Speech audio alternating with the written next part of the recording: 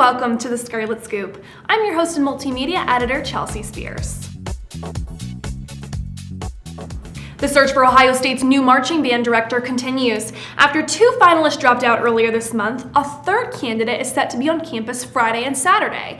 Douglas Henderson is currently director of the Cowboy Marching Band at Oklahoma State. While Henderson is here, Ohio State is encouraging marching band members to take part in a Meet the Candidate session. OSU says they'll be taking those band members' feedback into consideration. Graduation day is quickly approaching, and with it, local restaurants are prepping for a busy day. Lantern TV reporters Lauren Ettery and Megan Buskirk talked with one High Street restaurant who says they're already booked.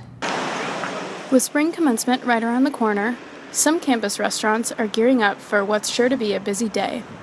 We're preparing with staff and food to make sure, because we're expecting a lot of volume. But other than that, it should be a normal day for us. Eddie George's Grill 27 is located on the corner of Chittenden Avenue and North High Street. Last year, we were really busy for about 2 hours right after graduation ended, and then a couple hours after that. But other than that, it was not a crazy day at all. So we'll probably make a little bit more, but we're not expecting to make as much as we would like on a game day. Holly Butcher, the sales and events coordinator for Eddie George's Grill, says they will not be accepting reservations on Sunday, May 10th, which is the day of spring commencement. We usually don't do reservations for large days. Game days are huge for us. Graduation is huge. It's just a little difficult to, control the volume of people coming in a small amount of time. So. In case you missed it, Jenny's is recalling all of their ice cream products. The decision comes after the Nebraska Department of Agriculture found a listeria contamination in a sample of Jenny's products. A listeria infection is potentially life-threatening for a select number of people. Those people at risk include pregnant women and their newborns, elderly people, and anyone with a weakened immune system. The Centers for Disease Control and Prevention says this is a complex and ongoing investigation. You can find details on the Jenny's recall on the Lantern's website. Just go to thelantern.com and click Campus. Well, while we're on the topic of food, you have to see this. An OSU student is making art, but not your typical kind. This student is making art in the form of lattes. Lantern TV reporters Olivia Hamilton and Alicia Smith show us some of his designs.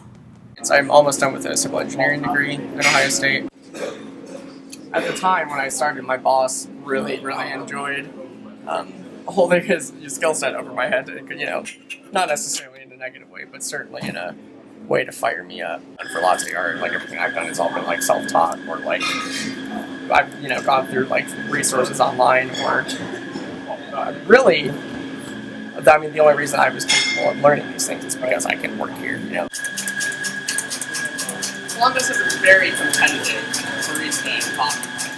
Everyone's trying to fight for that title. Yeah, it's cool.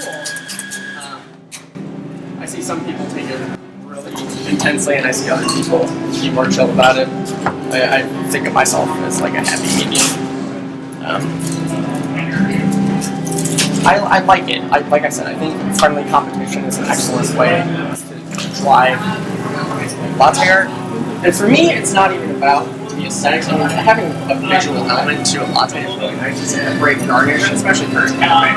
But I teach latte art because if you are laying foam like that and you're making these designs, it's reflective that you are understanding the principles that govern good and proper milk temperatures and textures. All those things are what affects the sweetness of it, all of that. So, and the only way that you can lay foam like that is if you have those things right. That's all the time we have here today on the Scarlet Scoop. On behalf of all of us here at the Lantern, thanks for watching.